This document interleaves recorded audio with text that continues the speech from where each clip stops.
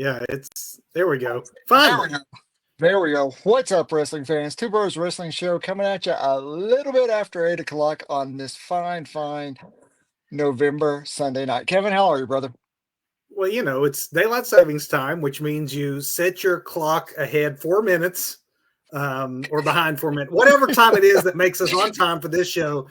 We'll blame daylight savings time. How about that? And I just noticed that I did not update my name from our Halloween episode, so I am still Evil Duggo, sans mask tonight, though, or in You're cape. always evil. You're always evil to me, my friend.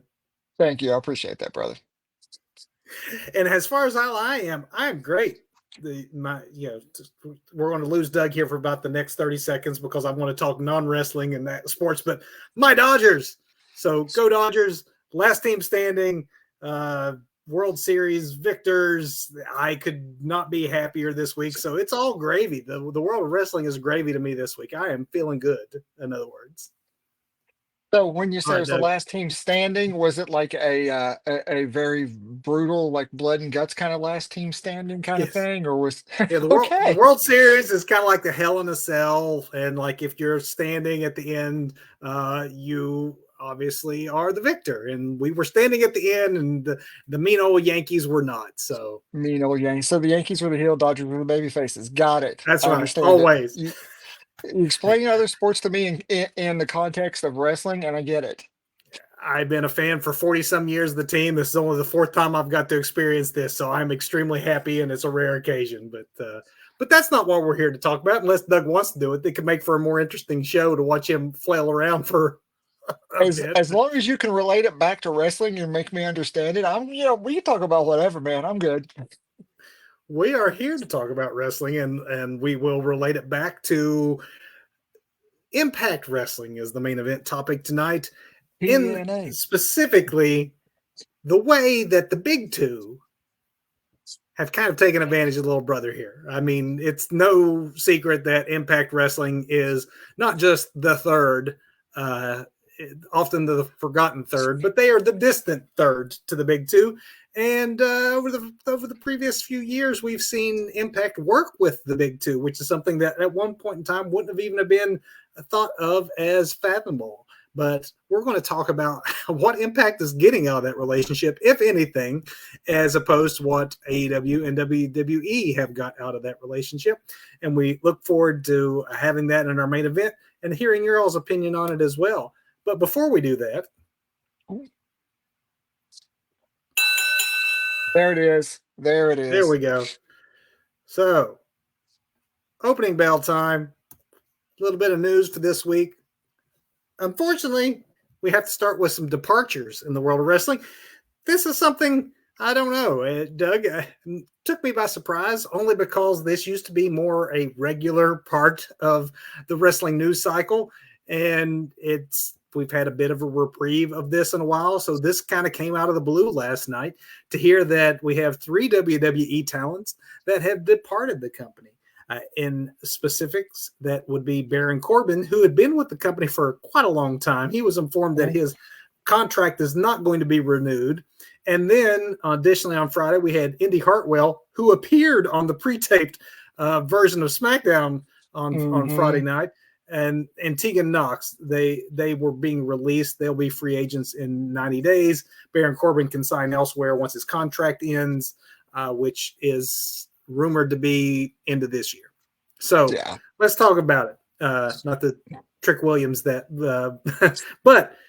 Baron Corbin, Doug, that one, I don't know. Baron's never been anyone's favorite wrestler, I don't believe, but I think he was valuable as a mid-card heel who knew his role in the organization and had done a lot to put over baby faces through the years.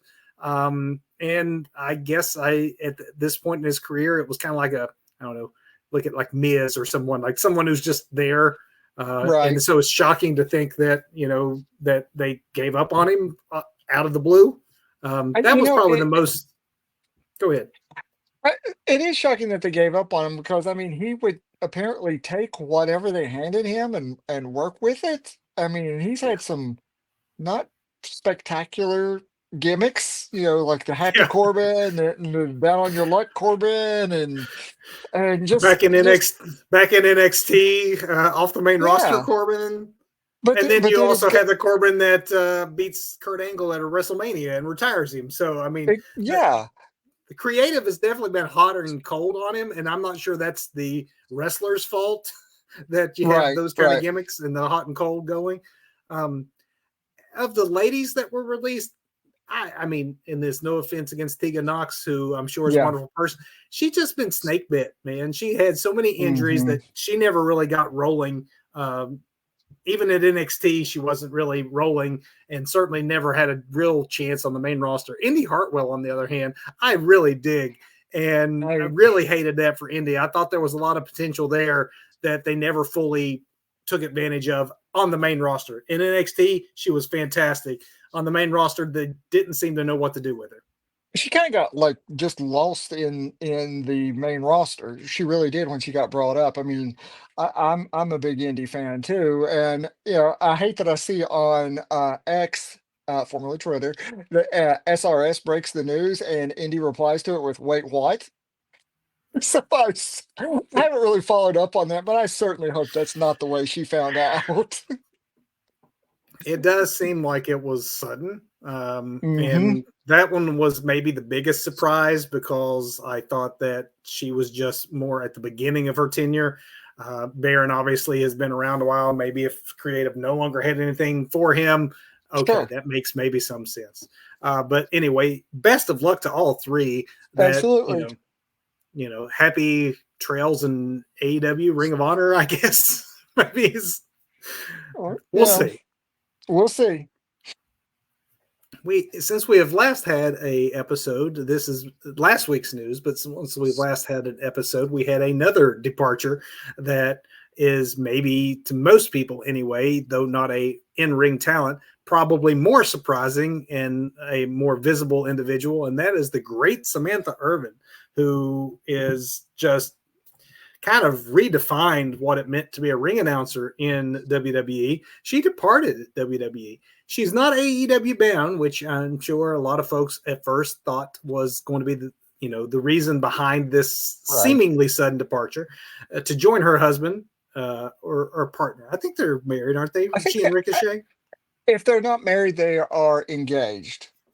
But So I know they were referred to each other as fiance in the past. I'm not sure if they've, you know, fully committed to that yet or if it's still in a planning stage. But so definitely we'll go with a we'll go with long-standing partner couple. for now. Yes. Yeah, she's not headed to AEW though. She has made clear that she is leaving on good terms, and that she, according to her anyway, she had let WWE know months ago. Now there's been some debate I've seen in the last few days that some on the WWE side saying that that's not really the case, and it was more sudden, Yeah. because it definitely seemed sudden. You just tune into Raw and they thank her for her service, and she's gone already. So that seems a little weird. But Hmm. according to her, she is taking the time to concentrate on a music career, which I didn't even know that she was a musician. Um, WWE, of course, owns the rights to her name, the name Irvin at least. She'll be going by her real name of Samantha Johnson. So go check out Samantha Johnson, and I hear she plays flute. So She's if also a you're, singer from what I hear, and I think it would be awesome if she were to go by the name Samantha The Rock Johnson. I think that oh, would be that would be great. great. I hate that she has been invested in a way that ring announcers normally aren't. I mean, WWE has definitely put her front and center over the last couple of Hmm. months when they realized they really had something there. But you've probably seen these stories too, Doug. Apparently, as good as she was at it, Samantha really didn't want to be Did like a it? ring announcer. Yeah, Didn't she care wanted to be a for it. manager. Wanted to be a manager, not a ring announcer. And they're like, I no, you're good mean, at this. We're going to keep you here. we all have our particular likes, but there's no doubt about it that she was probably the best at this and the most distinct WWE ring announcer since Hmm. maybe Howard Finkel.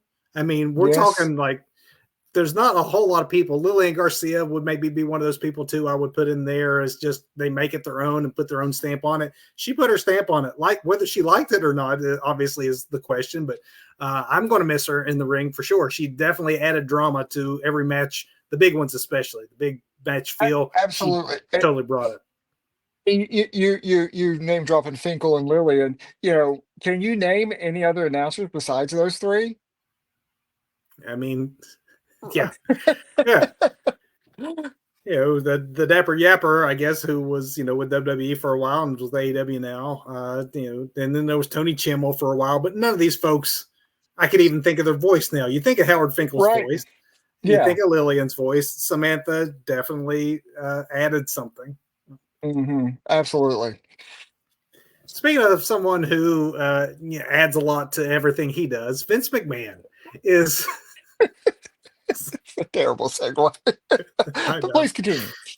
He's plotting his next move. I don't know if you heard this one, Doug, but Vince is reportedly set to launch an entertainment company producing television and film.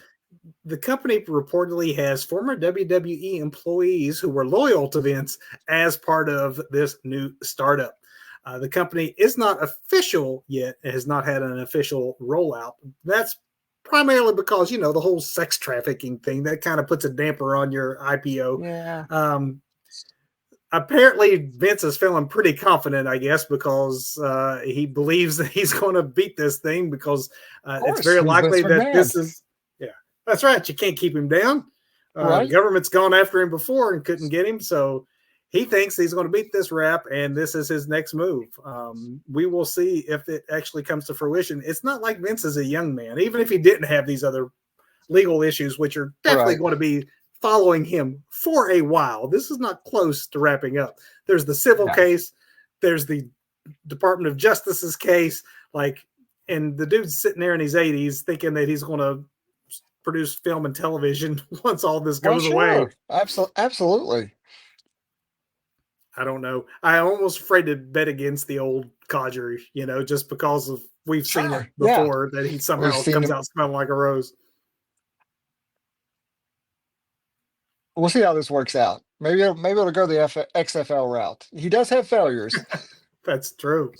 As far as seeing how things pan out, I'm kind of interested in how this is going to pan out. Segue to our next story. WWE announcing the creation of a new independent wrestling developmental program, WWE ID. I don't know if you saw this or not, but I have heard a little bit about this. Yeah, WWE is partnering with select training schools so that indie wrestlers have a pathway to join WWE. I would presume that path would lead through NXT first, because that's kind of what NXT was a way to pipeline folks to the main roster. But maybe it's also an indication that NXT being on on a network now in CW, maybe learning on network television.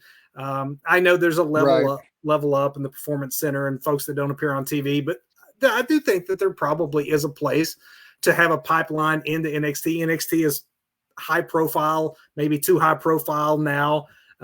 Essentially a third brand that it's hard to call it the minor leagues, especially when you see how good those kids are there. This makes sense to me. How it actually plays in the real world, that is, yet to be determined. But it's no surprise, though, that the schools that they have announced thus far are folks who have WWE ties already. Seth Rollins' school. Yeah.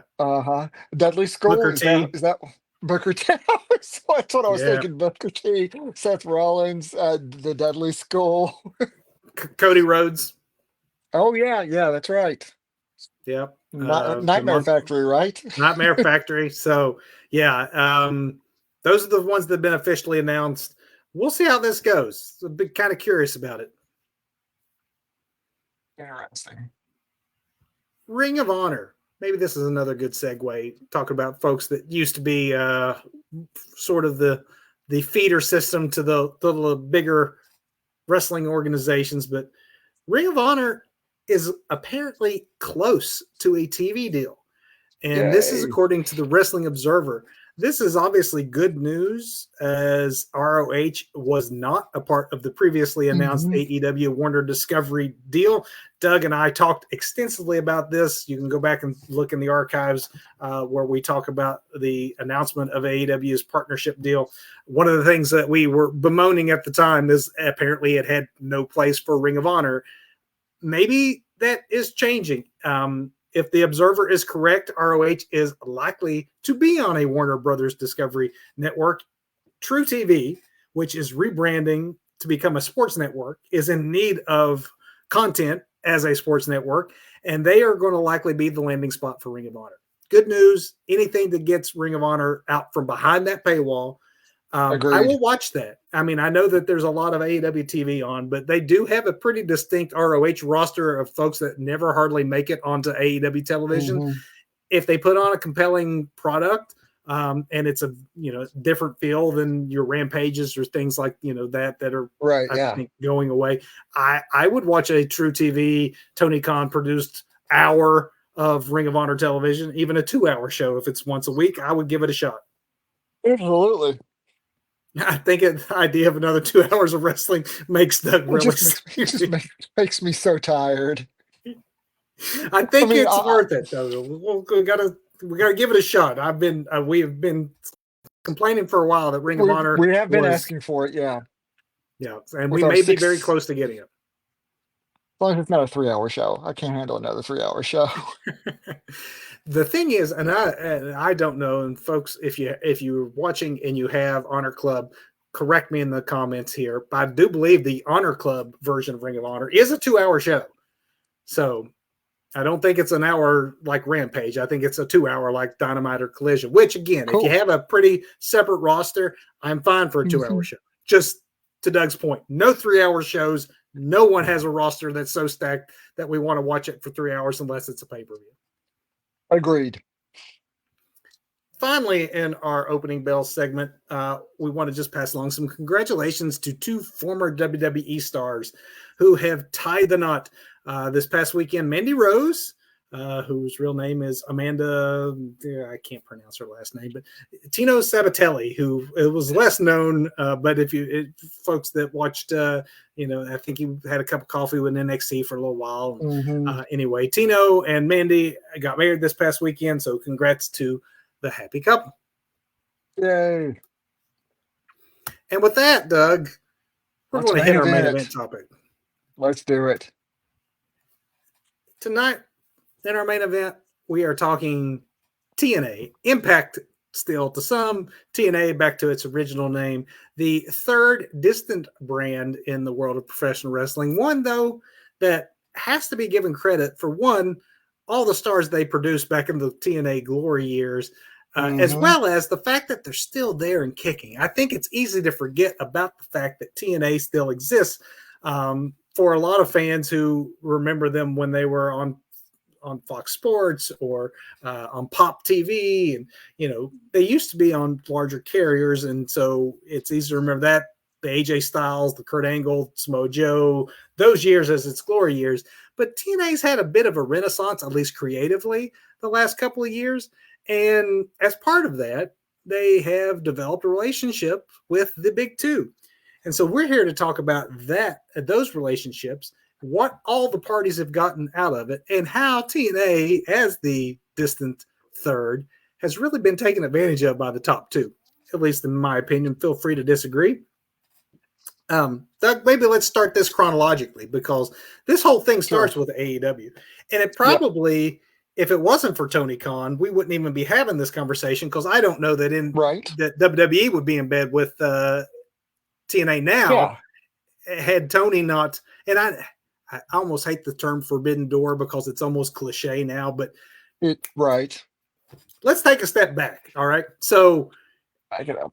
if 3-4 years ago, we wouldn't be rolling our eyes at the term forbidden door. We would think that this was the coolest thing ever. It's easy to forget as jaded wrestling fans how quickly we've gotten used to the idea that wrestling promotions are working together. It wasn't 3.5 years ago that the idea of any wrestling promotion working with another national televised wrestling promotion would have been unheard of. And that's a big taboo that Vince McMahon, created, because we had years and years and years, what, almost 2 decades of Yeah. virtually no competition. So, you You just couldn't don't even mention mention that. you wouldn't even mention them, much less work with You them. know, no, you did not acknowledge them on air. There They was no they did world not that existed exist. outside. Yeah, they didn't No. even exist. The Vince. Uh-uh. So obviously TNA, Scott D'Amore at the time, had a lot to do with this as well. But TNA, let's just be frank, they would not have had the stroke, as it were, to just produce this out of thin air themselves. This is all Tony Khan's doing. He started this ball rolling of, as a wrestling mark, what would other wrestling marks want to see? And that is these dream matches, that forbidden door, as it came to be called, as cliche Hmm. as it is now. It was Tony Khan, credit where it's due, that said, hey, we can work together and let's do something special and break these walls and shock some wrestling fans. And it did. It was shocking for a while. It's not so shocking now. We've almost gotten used to it. It is pretty commonplace now, but Tony wasn't really doing anything fresh or original here. He was just, reaching back to the old school territory days and looking at these cross promotions, like we talked about before. Your champion goes around to all these different territories and works that territory. Tony was basically doing the same thing. You're bringing in other champions, taking his champion to other places, you know, because he's an old school wrestling mark. Whereas Vince McMahon, you can see where his mentality was, where he destroyed the territories and to establish this one reality of his. So there's two very distinct realities that are forged there with these two guys. That one had established this thing where wrestling outside of your company does not exist, and the other who wanted to go back to more territory days and take the champions around and just mix things up. They definitely mixed things up, especially at first when they started this with AEW. Let's talk about that relationship as it first began. It really started with using Kenny Omega, who at the Mhm. time was working this belt collector gimmick, and I don't know if that's where the idea started. Let's have him go there and win the Impact title. Now, to have an AEW talent come in to Impact, it makes sense for Impact Wrestling to want to take someone who at the time was widely believed to be, by many, the greatest wrestler in the world at that time, to have Mhm. him on your television, on your pay-per-views. Absolutely. I understand why Impact would go, this would be good for us. This raises our profile. But But now, Scott D'Amore, who has since been released in the last little bit, has talked a lot about how when Kenny Omega was there, that they saw some of their biggest pay-per-view buys on Impact Mhm. and their best television ratings. If Scott D'Amore says that, I'm not going to fact check him on that. We'll say that, Right. okay, that makes sense. Kenny, unfortunately, during the course of that relationship, got hurt and therefore was not able to have some of the matches that, according to Scott, he had wanted to have in Impact. This is where what happens next is maybe less valuable to Impact and more valuable to AEW, because when it came to the other way around, um, you had the Good Brothers appearing all the time on Mhm. AEW television. You was Rich Swann around for like a cup of coffee? Did he have like a couple of I believe appearances, so. if I Yeah. recall? Yeah. Do you really recall much in the way of any other talent from No, I don't. Impact getting their profile raised? I really don't. I couldn't even tell you who their champion was that Kenny was trying to collect belts from. I think it was Rich Swann. I think he beat Was Rich it Swann at Rich? the, Okay. yeah, and had a great match with him. But I know he also wanted to work with Moose and some of the Mhm. other. I think he wanted to work with Eddie Edwards. Like Kenny gets it. Kenny's a guy who understands how the larger ecosystem of wrestling works. So I think in his belt collector gimmick, he had the right idea for Right. how he wanted this to roll out. The fact that he got hurt and then it became a one-sided relationship where you just get the Good Brothers from time to time. You had, I guess, Christian go down there and win their Oh yeah. Impact title. And I Hmm. would say that that probably helped Christian at that point. And no offense to Christian, a legend for sure, but not at this point in his career, the level of a Kenny Omega. So having Oh Christian yeah. go and win the Impact title probably helps Christian and his gimmick a lot more than it actually helped the Impact. Yeah. Yeah. I mean, I guess they have that name recognition there, but still, you know, he's no Kenny Omega, like you said. And so at a certain point, AEW and TNA, they don't necessarily have a falling out, but you could definitely start to see that once Christian Cage dropped the Impact title, once Kenny Omega was hurt, the Good Brothers just kind of hung around on AEW television and then just disappeared back into Impact. Hmm. At the end of the day, AEW got some publicity out of like moving their guys around and having like the belt collector getting Christian a one more world title reign to sort of build the character that we now see with the patriarchy. Hmm. AEW probably benefited long term. I mean, there was nothing that there was nothing really ventured for Tony Khan. He wasn't risking very much. Impact might have got a few good pay-per-view buys out of it, but at the end of the day, all they did was loan AEW their biggest stars and Hmm. didn't get a whole lot in return once Tony was done. Right. Yeah. Do you think that the relationship could have continued if Scott Demore was still with Impact, now TNA again, the branded back to TNA? Do you think that could have been forged into something stronger? Or do you think the changing of the guard there had a lot to do with where we are with TNA and WWE now? Now, I think that it's a little bit of both. I don't know that the AEW relationship would have continued. I don't know that Tony had the same vision as Scott. Scott Hmm. was around long enough that this NXT partnership that is going on Right. now is partially his doing. So maybe we're seeing now with Okay. NXT what could have been with AEW. I do think that maybe Shawn Michaels, Triple H learned from Tony Khan's mistakes. I do feel like this has been a little more of a give and take relationship. There's a lot Hmm. of NXT talent that has been sent to Impact Wrestling. The problem with this relationship, as opposed to AEW, is that it is WWE's NXT partnering with Impact. So you don't have a Kenny Hmm. Omega level person. You have Tatum Paxley, or you know what I mean. Nothing against them, Hmm. but you have you have kids on their way up Right. working with Impact.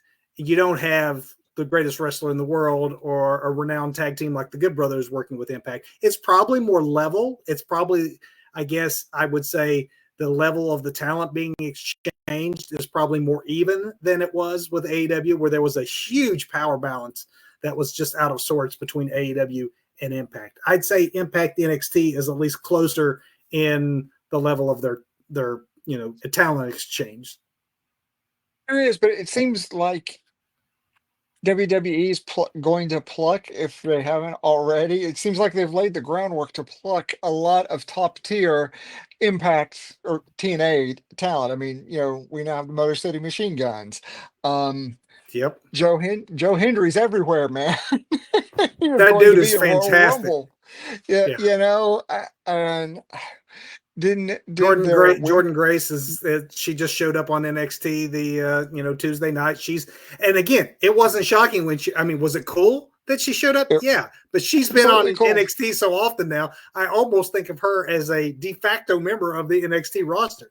Right, right. The name brand stars of Impact are showing up on WWE TV a lot more now, to the point where I expect them to be, all in with WWE. So, Absolutely, Joe Henry being the best example of that group because it has been pretty well documented and reported that once his contract is done, WWE Hmm. has a definite interest in him. So for Impact, I can understand with the AEW relationship. Hey, we are such a distant third. Having someone like Kenny Omega, who's an international star down here, will bring Hmm. eyes to us. It didn't work out that way. They kind of got taken advantage of. This relationship with NXT, yes, the two promotions are a little closer in line, but they're not getting the Kenny Omegas. They are getting, they're getting NXT kids, some of them very good NXT kids, but what Hmm. they're giving in return is that pipeline of we're sending the other guys our best. And yes, maybe people are watching NXT and learning about Joe Henry or Jordan Grace, but what good is that going to do Impact, especially if Joe Henry and Jordan Grace end up employed by Right. NXT, which it It, sounds like they're going to do. it's almost like when Vince started funding ECW, Yeah. long before ECW became a pipeline to the WWE too. But it's because Vince was funding it, and keeping Paulie in business there. It's almost like that. There's a slight conspiracy theorist in my big bald brain up here that wants to believe that there's something similar going on now, that behind the scenes, that maybe WWE or their mothership, not their mothership, the corporation they belong to.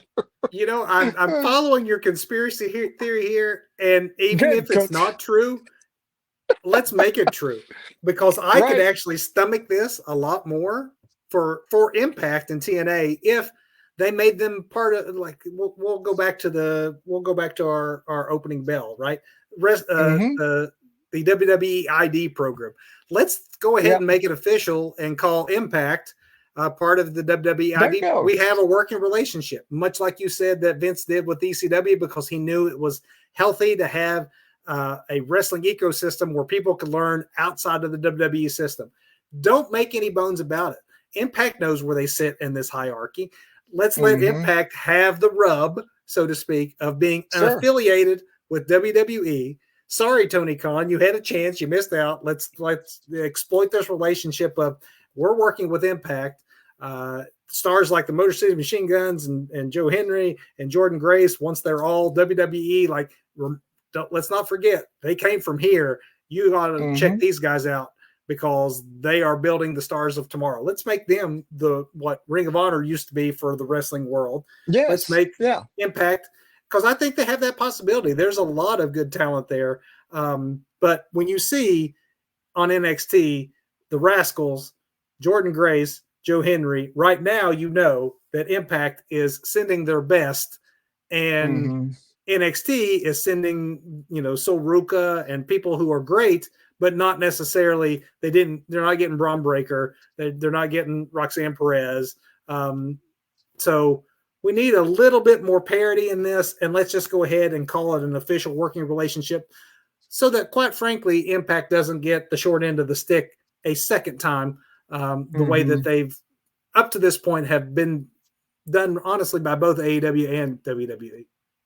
Point Well, blank. certainly it has to be financially lucrative for the partnership to continue, and there has to be an acknowledgement in the C-suite over and the owners of Impact that recognize that we give them this talent, they take this talent.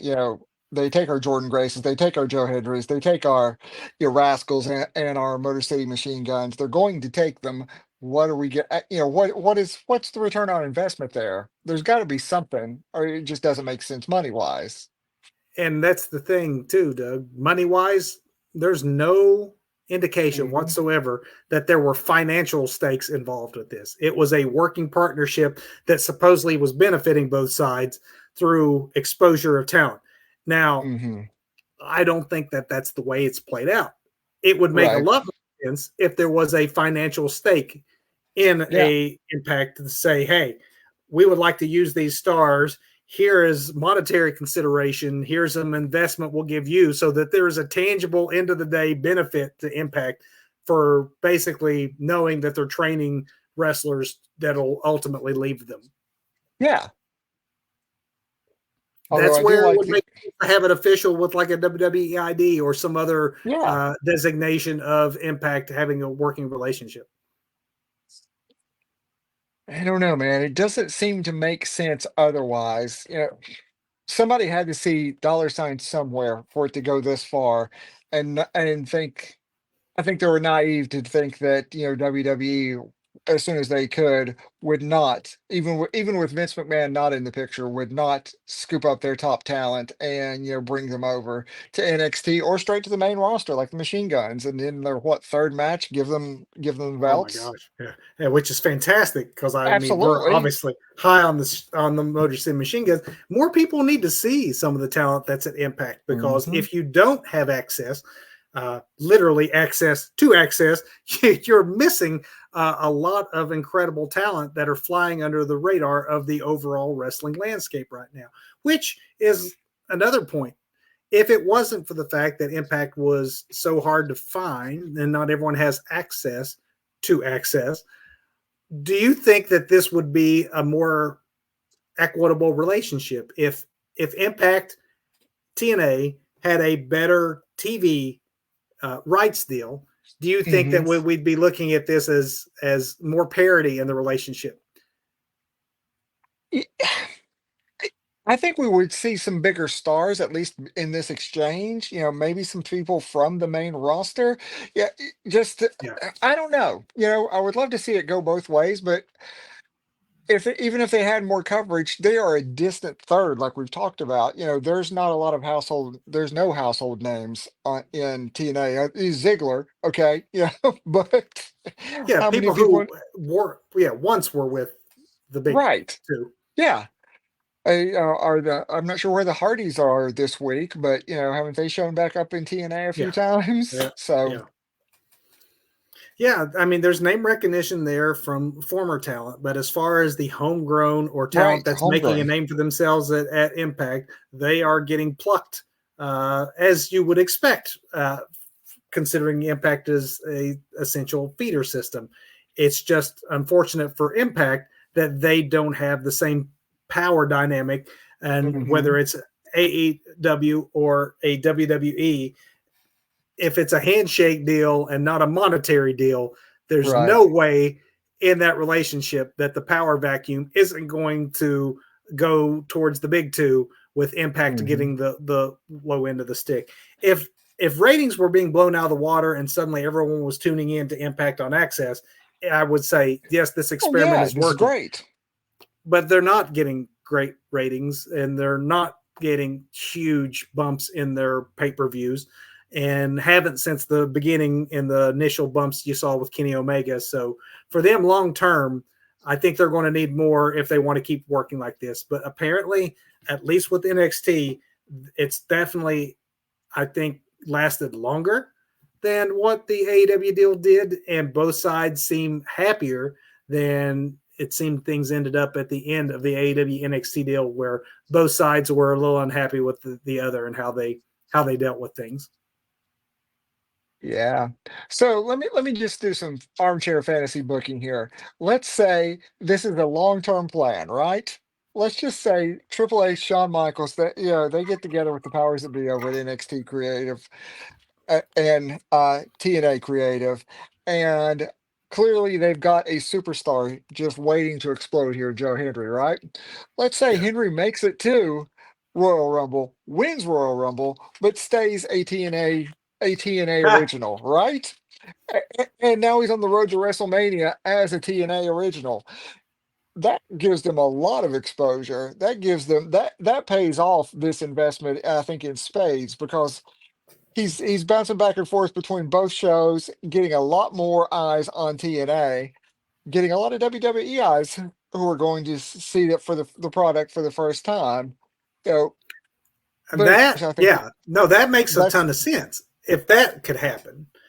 The but problem with that is, and this is maybe a good way to bring it home, because if you think about Kenny Omega, okay, he was the AEW champion, he was the Impact champion.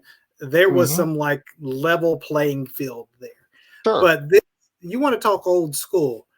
Back in the day, outside of WWF at the time, you would get occasionally these quote unquote super cards where the AWA would work with the NWA or World Mm-hmm. Class would work with the NWA, and you'd have Nick Bockwinkel versus Ric Flair and like things you didn't think you'd see. And what happened in those situations? Who would win those matches? It sounded great on paper, like these dream matches. But then it comes down to booking this thing, like who is going to go over. And Uh-huh. it would end in a double count out or a draw or disqualification because neither party wanted their Mm-hmm. champion to Right. Can't fear look and weak. fear to the other Yep. champion. If WWE actually had the confidence to let a Joe Henry win a Royal Rumble or a title or something like that and go back to Impact Wrestling, I would say that you can, cancel this entire theory of this entire Right. broadcast hours. We have no longer anything to complain about. The problem is that Impact is the distant third, Mm-hmm. and therefore, whether it's someone like a Jordan Grace who is as good as anybody on the female Mm-hmm. rosters of AEW or And some of the NXT, male rosters. but when she's been on NXT television, when it's come not all the matches, but when it's come to the big matches, she's lost Mm-hmm. Yep. because WWE isn't going to let an Impact. Joe Henry didn't walk away a victor, winning the NXT title, even though he challenged for it.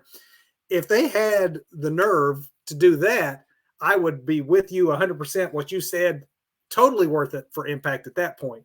They just don't have the stroke to Mm-mm. make that call, and the other two organizations can't subside their own No. egos enough to say that we'll let an Impact talent go over one of our guys, like in I a said major match. just some fantasy booking there, but how awesome would that be? So, You want to have the yeah, internet wrestling community explode. There you go. so that is the challenge. NXT, Shawn Michaels from the Two Bros Wrestling Show, Kevin and Evil Duggo here to you. If you want to make us marks look like idiots on this show who don't know what we're talking about, prove us wrong.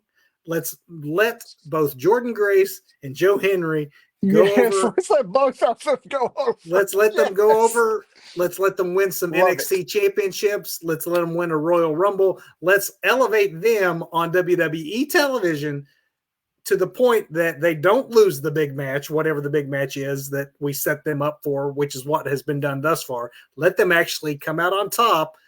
They go back to TNA, and TNA benefits, everyone benefits. If you're willing to let that happen, I'm willing to say that we are wrong in our narrative here. Otherwise, I stand by my notion that AEW and NXT have both taken advantage of Impact Wrestling. Yeah, I think that's the clear vision here. But I'd love to see with some fantasy booking because it makes so much more sense, especially when you throw Jordan Grace in there, have them Hey, going man. back, and it even makes more sense that they keep it confined to NXT because even that's WWE product, it's not to take any away from anything No, away from any of those kids, but it's not top tier. It's not top shelf WWE. and At and least, both Jordan and Joe Henry have had their shots at the respective NXT yep, championships and have come out on the losing end. Let's change yep. that, and we'll change the narrative of this episode tonight. Let's change the world, Kevin. I believe in Joe Right Henry.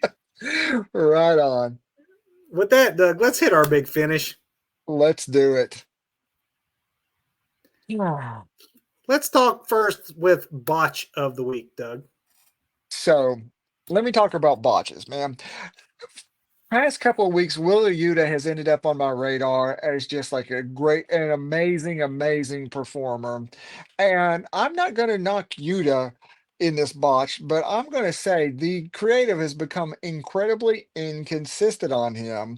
I can even buy the swerve of, he's in, all in, he's come to his senses and he had to do what he had to do. But then you flip it to last night on Collision, and he is now hesitant to go after Orange when he was choking out Daniel Brian Danielson with a bag. I don't. There's so much inconsistency with the character. He was doing such a great job, and I don't know what they're trying to do with him now. It doesn't make sense. It does not make sense, and they're just botching Uter, Wheeler Uter right now.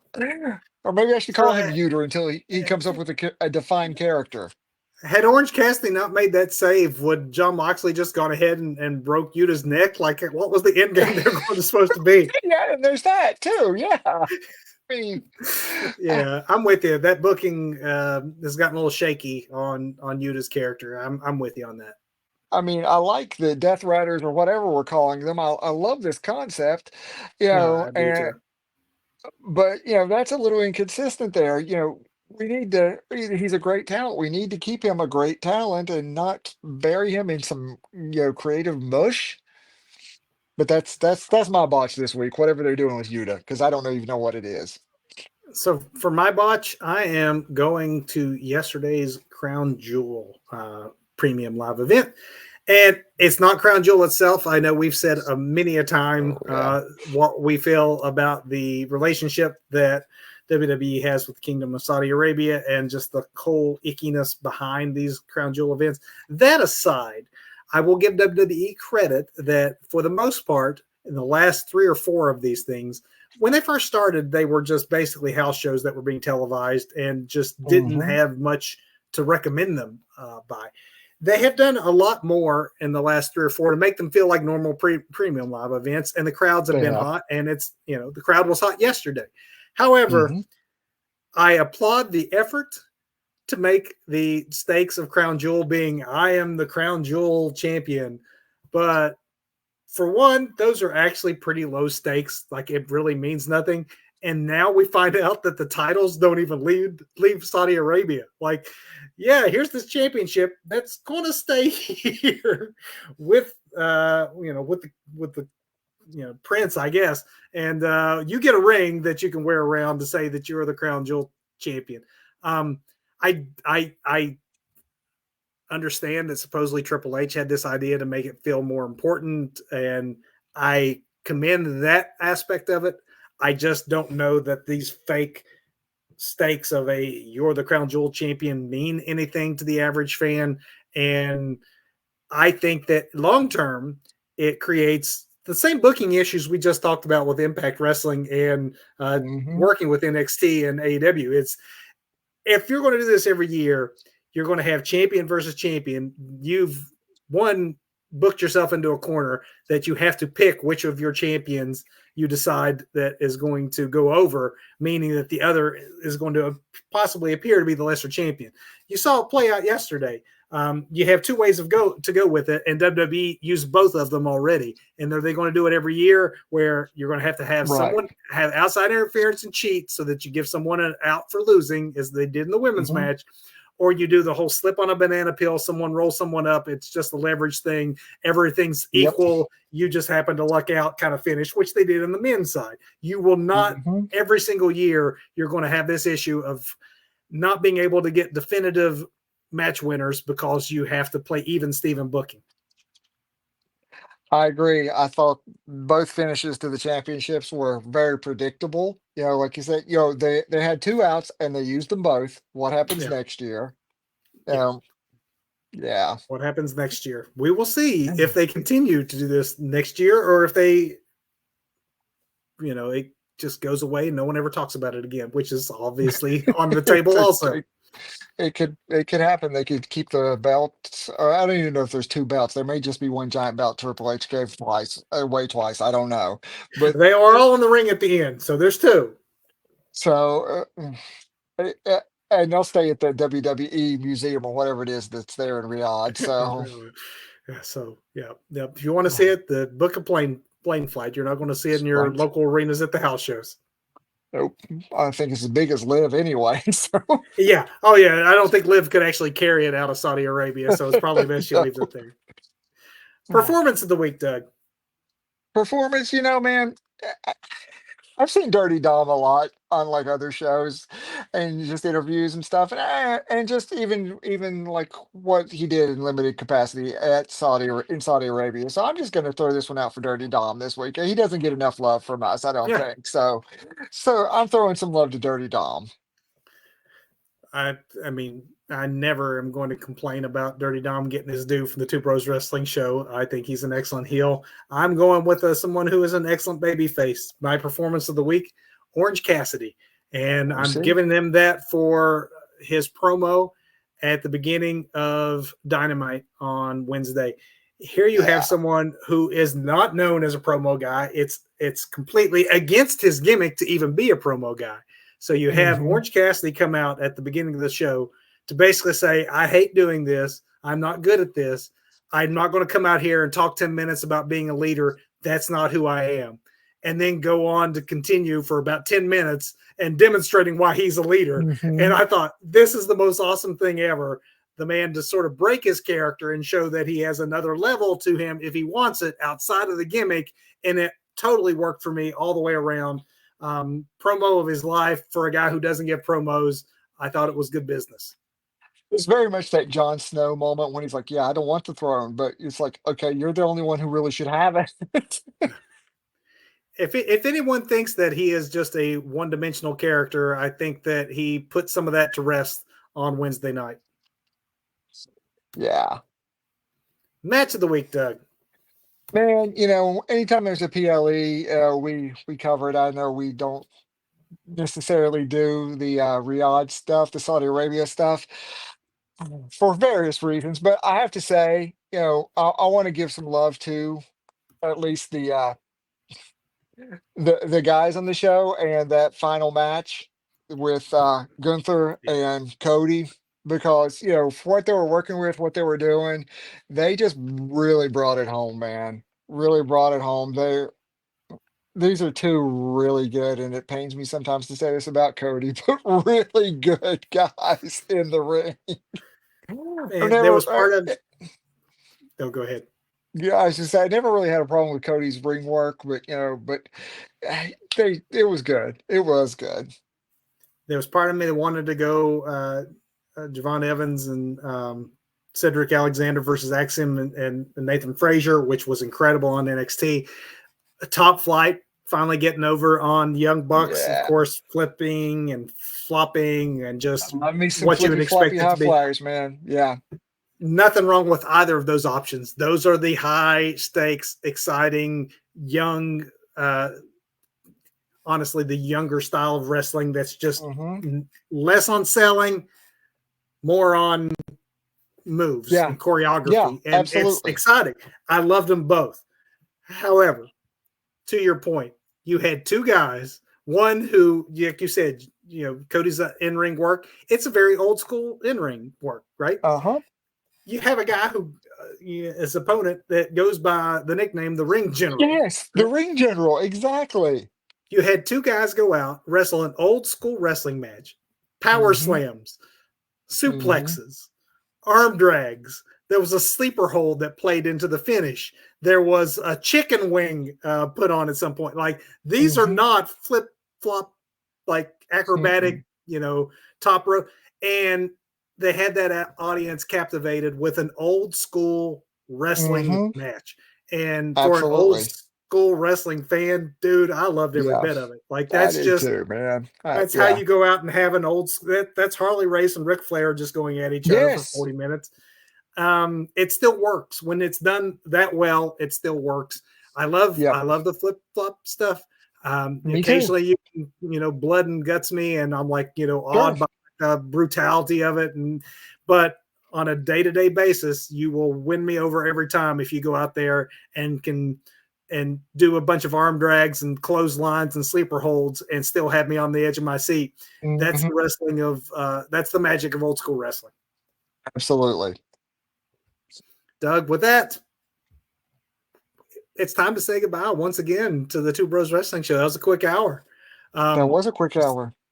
you see our schedule Just, coming up at the bottom. We have a lot mhm. going on as we approach the end of the month of the holidays, Survivor Series coming up next week. we are presenting an episode, I think, that will be beneficial to all wrestling fans. Hope that you tune in for it. Now that we know what the TV rights deals are for both AEW and WWE, we're going to go through the wrestling calendar night by night, let you know what's on when, what channels now, what channels it will be, what changes have been made to each of these broadcasts, whether it's length or announced teams or everything we know. It is a primer for you, the wrestling fan, so that you don't miss a moment of what is on in the TV landscape of professional wrestling at the moment. So tune in to us on Facebook live next Sunday at 8 p.m. Eastern. I don't know what I was thinking. YouTube at any time in the archives. Until then, Go watch some wrestling, everybody. go watch some wrestling. Oh.